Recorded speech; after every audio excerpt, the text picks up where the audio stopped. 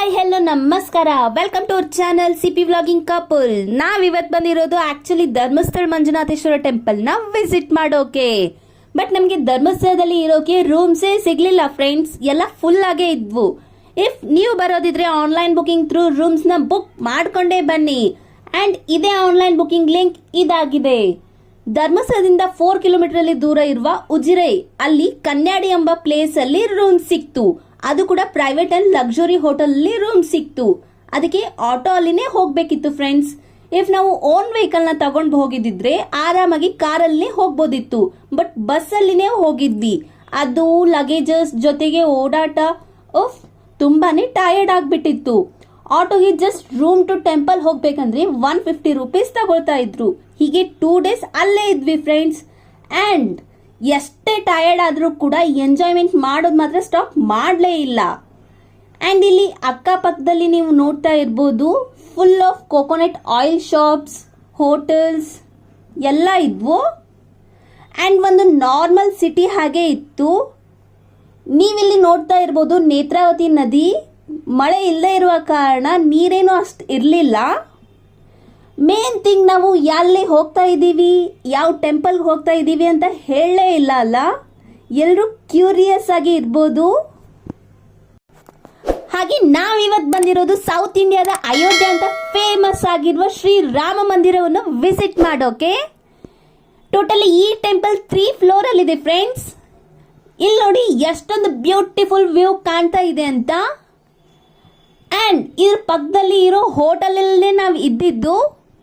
ಈ ಟೆಂಪಲ್ದು unexpected visit ಅಂತಾನೆ ನಾವು ಹೇಳ್ಬಹುದು. ಇಲ್ಲಿ ನಮಗೆ ರೂಮ್ ಸಿಗ್ಲಿಲ್ಲ ಅಂದ್ರೆ ಈ ಟೆಂಪಲ್ ಇರೋದೇ ನಮಗೆ ಗೊತ್ತಾಗ್ತಿರ್ಲಿಲ್ಲ. ಅಂಡ್ ಇಲ್ಲಿ ಇನ್ಸೈಡ್ ಹೋಗುವಾಗ ನೀರಲ್ಲಿ ಕಾಲನ್ನ ವಾಶ್ ಮಾಡ್ಕೊಂಡೇ ಹೋಗ್ಬೇಕಾಗತ್ತೆ. ಅಂಡ್ ನಾನಂತೂ ತುಂಬಾನೇ ಕ್ಯೂರಿಯಸ್ ಆಗಿದ್ದೀನಿ ಫ್ರೆಂಡ್ಸ್. ಈ ಟೆಂಪಲ್ ಔಟ್ಸೈಡ್ನೇ ಇಷ್ಟು ಚೆನ್ನಾಗಿದೆ ಅಂಡ್ ಇನ್ಸೈಡ್ ಹೇಗಿರ್ಬೋದು ಅಂತ. ಸ್ಟಾರ್ಟಿಂಗ್ ಅಲ್ಲೇ ವೆಲ್ಕಮ್ ಮಾಡೋ ಸ್ಟ್ಯಾಚ್ಯೂಸ್, ಫ್ಲವರ್ ಡೆಕೋರೇಷನ್ ಯುನಿಕ್ ಆಗಿದೆ ಅಲ್ಲ ಫ್ರೆಂಡ್ಸ್. ಬನ್ನಿ ಫ್ರೆಂಡ್ಸ್ ಇನ್ಸೈಡ್ ಹೋಗೋಣ. ಈ ಟೆಂಪಲ್ ನಾರ್ತ್ ಮತ್ತೆ ಸೌತ್ ಇಂಡಿಯಾದ ಶೈಲಿಯಲ್ಲಿ ಇದನ್ನು ಕಟ್ಟಿಸಿದಾರಂತೆ. And Rajasthani best granite stones ಇಂದ ಈ ಟೆಂಪಲ್ ನ ಕಟ್ಟಿಸಿದ್ದಾರೆ ಅಂತೆ ಫ್ರೆಂಡ್ಸ್.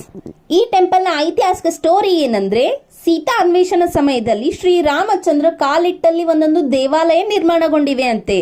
ಹಾಗೆ ಅವಾಗಿನ ಸಮಯದಲ್ಲಿ ಶ್ರೀರಾಮಚಂದ್ರ ಈ ಸ್ಥಳದಲ್ಲಿ ಒಂದು ದಿನ ಇದ್ದರಂತೆ. ಆವಾಗ ಅಲ್ಲಿ ಊರಲ್ಲಿರುವ ಶ್ರೀಗಳಾದ ನಿತ್ಯಾನಂದ ಶ್ರೀಗಳಿಗೆ ಈ ಸ್ಥಳದಲ್ಲಿ ತನ್ನ ದೇವಾಲಯ ನಿರ್ಮಿಸಬೇಕು ಎಂದು ಸಾಕ್ಷಾತ್ ಶ್ರೀರಾಮಚಂದ್ರರಿಂದಲೇ ಪ್ರೇರಣೆಯಾಯಿತಂತೆ. ಶ್ರೀಗಳು ಅವರ ಶಿಷ್ಯವರಿಗೆ ಹೇಳಿ ಆ ಸ್ಥಳವನ್ನು ಕಾಣಿಕೆಯಾಗಿ ಪಡೆದು 1978ರಲ್ಲಿ ಈ ಮಂದಿರವನ್ನು ಕಟ್ಟಲು ಆರಂಭಿಸಿ 2007ರಲ್ಲಿ ನಿಧಾನವಾಗಿ ಸಂಪೂರ್ಣಗೊಳಿಸಿದ್ದಾರಂತೆ. ಶ್ರೀರಾಮರ ಮಾತಿನಂತೆ ಸಂಪೂರ್ಣಗೊಂಡ ಈ ಟೆಂಪಲ್ನು ದಕ್ಷಿಣ ಅಯೋಧ್ಯೆ ಅಂತ ಕರೆಯುತ್ತಾರೆ. ಅಂಡ್ ಇಲ್ಲಿ 30 ದೇವರುಗಳ ಗರ್ಭಗುಡಿ ಇದೆ. ಇಲ್ಲಿ ನೋಡಿ, ಮೇಲೆ ಶ್ರೀರಾಮಚಂದ್ರರ ಫ್ಯಾಮಿಲಿ ಇದ್ರೆ ಕೆಳಗಡೆ ಫ್ಲೋರ್ ಅಲ್ಲಿ ಶಿವನ ಫ್ಯಾಮಿಲಿಯ ಬ್ಯೂಟಿಫುಲ್ ಸ್ಟ್ಯಾಚ್ಯೂಸ್ ಎಷ್ಟು ಚೆನ್ನಾಗಿ ನಿರ್ಮಿಸಿದ್ದಾರಂತ. ಅಂಡ್ ಇಲ್ಲಿ ಕಂಪ್ಲೀಟ್ಲಿ ದೇವರ ಫೋಟೋಸ್ ಅಂಡ್ ವಿಡಿಯೋಸ್ ತಗೊಳ್ಳೋಕೆ ಅಲವೇ ಕೊಡ್ಲಿಲ್ಲ ಫ್ರೆಂಡ್ಸ್. ನಿಜ ಅಂದ್ರೆ ನಾನು ಇನ್ಸೈಡ್ ಬಂದ್ಮೇಲೆ ಯಾವುದೋ ಬಿಗ್ ಒನ್ ಅರಮನೆಗೆ ಬಂದಿರೋ ಫೀಲ್ ಆಯ್ತು. ಈ ಟೆಂಪಲ್ ನ ಮೇನ್ ಗರ್ಭಗುಡಿಯಲ್ಲಿ ಪ್ರಭು ಶ್ರೀರಾಮಚಂದ್ರರು, ಸೀತಾದೇವಿ, ಆಂಜನೇಯ ಸ್ವಾಮಿ, ನವದುರ್ಗೆಯರು, ನವಗ್ರಹಗಳನ್ನು ಪೂಜಿಸುತ್ತಾರೆ.